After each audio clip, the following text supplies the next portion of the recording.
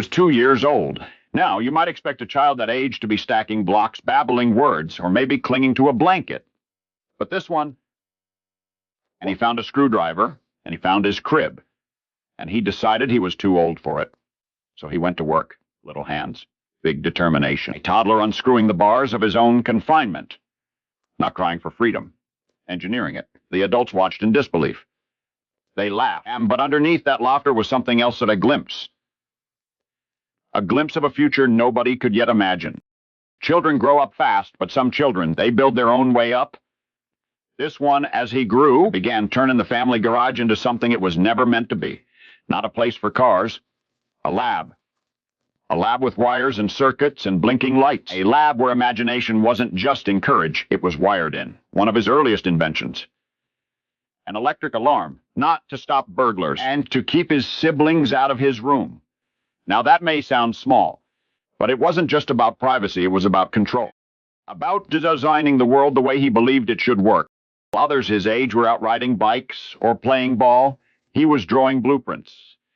While others talked of dreams, he made prototypes. He didn't just ask how things worked, he took them apart to find out. And yet, he wasn't above hard work. Not afraid of sweat. Not too proud to wear a name tag. As a teenager, he took a job most kids would overlook, a spatula. A grill, a fast food uniform. Lunch rush came like a wave. Orders barked out, oil popping, timers buzzing. And he didn't flinch. He flipped burgers with precision. He cleaned tables with purpose. He paid attention. Not just to the work, to the system, the way people ordered, and the way they waited, the way machines worked and didn't. To most it was a minimum wage jig, but to him it was a live demonstration. An imperfect machine, one that could be improved. Years later, he would say that job taught him responsibility, but it also lit another flame, a fascination with automation, curiosity about efficiency, a desire to build something that ran not on grease and guesswork, but on logic, on precision, on vision. And now, of course, nobody noticed back then.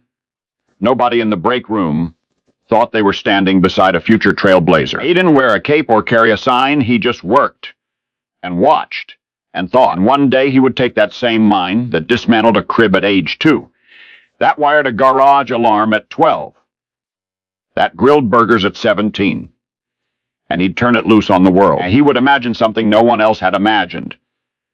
He would design systems no one else dared attempt. He would build an empire from pixels and code, and logic and logistics, and he would do it by asking the same questions he asked as a child. How does it work? And how can I make it better? Because, you see, this wasn't a story about a genius, or a millionaire, or even a founder. This was a story about curiosity. About the belief that every wall can be taken apart with the right tool. Big things can begin in small garages, and greatness can rise from greasy floors.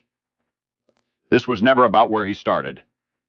It was always about where he wasn't afraid to go. Of course, I am talking about Jeff Bezos and Amazon, and now, you know,